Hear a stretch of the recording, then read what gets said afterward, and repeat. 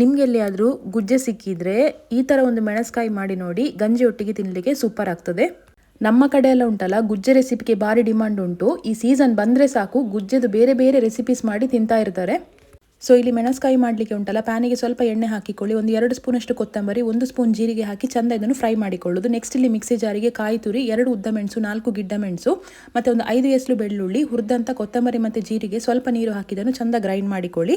Next ಒಂದು ಕಡಾಯಿ ತಗೊಳ್ಳಿ, ಗುಜ್ಜೆ ಪೀಸನ್ನು ಹಾಕಿಕೊಳ್ಳೋದು, ಗ್ರೈಂಡ್ ಮಾಡಿಟ್ಟಂಥ ಮಿಕ್ಸ್ಚರ್, ಚಿಟಿಗೆ ಅರಶಿನ, ಸಣ್ಣ ತುಂಡು ಬೆಲ್ಲ, ಕರಿಬೇವಿನ ಸೊಪ್ಪು ಮತ್ತು ರುಚಿಗೆ ತಕ್ಕಷ್ಟು ಉಪ್ಪು, ಸ್ವಲ್ಪ ನೀರು ಹಾಕಿಕೊಂಡು ಇದನ್ನು ಚಂದ ಮಿಕ್ಸ್ ಮಾಡಿಕೊಳ್ಳೋದು. ಒಂದು 15 to 20 ಮಿನಿಟ್ಸ್ ಹಾಗೆ ಇದನ್ನು ಬೇಯಿಸಿಕೊಂಡ್ರೆ ಸಾಕು. ವಿಸಿಲ್ ಹಾಕುವುದಾದರೆ ಖಾಲಿ 1 ವಿಸಿಲ್ ಸಾಕಾಗ್ತದೆ.